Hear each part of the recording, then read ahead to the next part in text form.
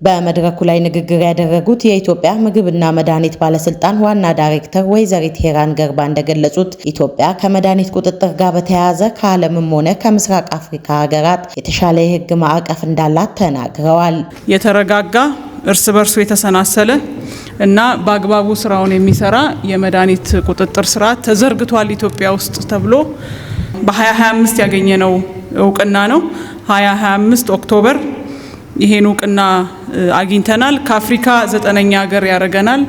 ከምስራቅ አፍሪካ ደግሞ 3ኛ ሀገር ያረጋናል። በዓለም ማቹሪቲ ሌቭል 3 እና ከዛ በላይ ያገኙ ሀገራት ከ60 አይበልጡ። ስለዚህ ይሄ በጣም ትልቅ ውጤት ነው። ከዚህ ውስጥ ደግሞ የመድኃኒት ቤቶች ህብረተሰቡ ቀጥታ በቀላሉ ሊያገኘው የሚችለው የጤና አገልግሎት የመድኃኒት ቤቶች አገልግሎት ስለሆነ እዚህ ላይ ትልቅ አስተዋጽኦ አለው። በዚህ ምክንያት ነው በ2016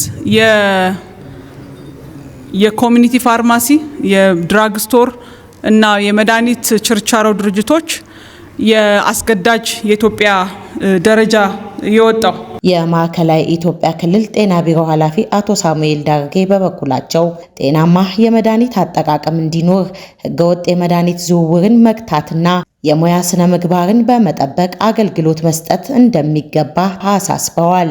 ሆስፒታል ወይ ጤና ጣቢያ ላይ ፊት ለፊት ሆስፒታል ውስጥ የሆነ መድኃኒት ካጠረ ሳይ ዙሪያቸው ካሉት ውስጥ ደግሞ እሱ ጋር ያለው ስቶክ ሰፋ ካለ የሚመጣበት ሁኔታ ራቅ ካለ ዛሬ 100 ብር ከሸጠ ነገ 200 ያደርገዋል። ነገ 200 ካደረገው ተነገዳ 300። ይሄ በተግባር ያየነው ነው የምነግራችሁ። ይሄን ማረም ነው የሚጠይቀው። በጣም ተወዳዳሪ ሆናችሁ ጽድት ብላችሁ በምትመጡ በሚገጥማችሁ ቢሮክራሲ ፋሲካ ባለው ምንም ኮምፕሮማይዝ ሳናረግ ችግር እንፈታለን ካለ በግልጽ ይዛችሁልን ማለት ነው። አስተማሪ የሆነ ነገር እንወስዳለን። አስተማሪ የሆነ ነገር ለሚሰሩ ሰዎች ምቹ ነገር እንፈጥራለን።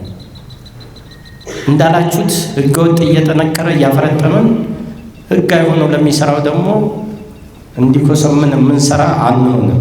የክልሉ ጤና ቢሮ ምክትል ቢሮ ኃላፊና የጤናና ጤና ነክ አገልግሎት ግብዓት ጥራት ቁጥጥር ባለስልጣን ዋና ዳይሬክተር አቶ ፋሲካ አለሙ እንደተናገሩት በክልሉ ከ595 በላይ የመድኃኒት ችርቻሮ ተቋማት ላይ በተደረገው ጥናት ላይ የተስተዋሉ ችግሮችን ለመቅረፍ ከተጠያቂነት ባለፈ ህብረተሰብ ተኮር ስራን መስራት ያስፈልጋል ብለዋል። በዋናነት በእነዚህ ተቋማት ላይ በቁጥጥር ወቅት ጎላ ብለው የሚታዩ ችግሮች በቀጣይ መታረም ያለባቸው አንደኛው ፍቃድ ያወጣው ቴክኒክ ባለሙያ በስራ ገበታው አለመገኘት፣ ሁለተኛው ከደረጃ በላይና በታች የሆኑ መድኃኒቶች ይዞ መገኘት፣ ከመንግስት ጤና ተቋማት የተሰረቁ ፕሮግራም መድኃኒቶች ይዞ መገኘት፣ የግዢ ደረሰኝ የሌላቸው መድኃኒቶች ይዞ መገኘት፣ በኮንትሮባንድ የገቡና ያልተመዘገቡ መድኃኒቶች ይዞ መገኘት፣ ያለ መድኃኒት ማዘዣ ወይም ደግሞ ደረጃው ባላሟላ መድኃኒት ማዘዣ መድኃኒት የመሸጥ ዝንባሌዎች፣ ከፍተኛ የሆነ የመድኃኒት መረጃ መዘጋገብ ጉድለት እንዳለ በቁጥጥር ወቅት ለማየት ችለናል። ስለሆነም እነኚህ ችግሮች የሕግ ጥሰት እንደሆኑ እንደዚሁም ተጠያቂነት የሚያስከትሉ ጉዳዮች መሆኑ ታውቆ ከዚህ ድርጊት ሁላችንም ልንታቀብ ይገባል የሚል መልእክት አለኝ። በውይይቱ ላይ የተገኙ የመድኃኒት ችርቻሮ ተቋማት የህግ ማዕቀፉን በተመለከተ አስተያየታቸውን ሰጥተዋል። ከ100 ሜትር ባለፈ ሌላ የቁጥጥር ስርዓት ተዘርግቶ እንደዚህ የክትትል የድጋፍ ስራ እየተሰራ መከላከል የተፈለገውን ነገር መከላከል አይቻልም ወይ የሚል ኮንፊውዝ ያደርገኛል። ብዙ ጊዜ እቺ 100 ሜትር ሪዝኗ ምንድናት የሚለውን ስለማላቅ ግልጽ ቢደረግልኝ የሚል እምነት አለኝ። መድኃኒት አቅርቦት ነባራዊ ሁኔታን አሁን አንተ መላሪያ ሜዲሲኖች ላይ ኳርተም ጥሩ ነው፣ ችግሩ ተቀርፏል። አርቲሱኔት ላይ ግን የአቅርቦት ችግር አለ። እሱ እንድብታይልን በአቅራቢዎች ዘንድ እጥረት አለ። አክሰሲቢሊቲ የለም፣ ማግኘት አልቻለም። ኳርተም አክሰሲቢሊቲ አሪፍ ነው፣ ተስተካክሏል። ስለሱ እናመሰግናለን። የሆነ ጊዜ ትንሽ ችግሮች ነበሩ፣ ተቀርፈዋል። አርቲሱኔት ላይ ብታይ። ሌላ ደግሞ እንደ ዞናችን የኢንሱሊን ተጠቃሚ ፔሸንት ብዙ ነው። ያው ለማህበረሰቡ ቅርብ ስለሆንን የኢንሱሊን አቅርቦት ቢኖር እሱ ያው የኮልድ ቼን ሰንሰለቱን ጠብቆ የሚመጣ ነገር ነው። ሴንሲቲቭ ስለሆነ ኮልድ ቼኑን ጠብቆ በአቅራቢዎች ዘንድ እንዲቀርብ ቢደረግ የሚል ጥያቄ አለኝ።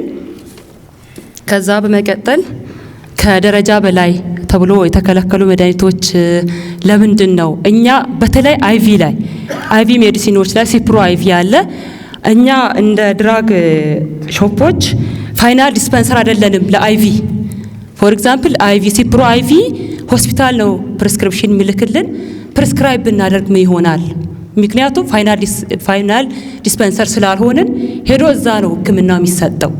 ሁለተኛ ደግሞ ክሮኒክ ፔሸንቶቻችን አለን ሪፊል ሊያደርጉ ፕሪስክሪፕሽን ይዘው ይመጣሉ። እንደነ አቶቫስታቲን ከደረጃ በላይ የተከለከሉ መድኃኒቶች አሉ። እነሱ በምን ምክንያት ነው የተከለከሉ ለድራግ ሾፕ? እሱም ማብራሪያ ቢሰጥ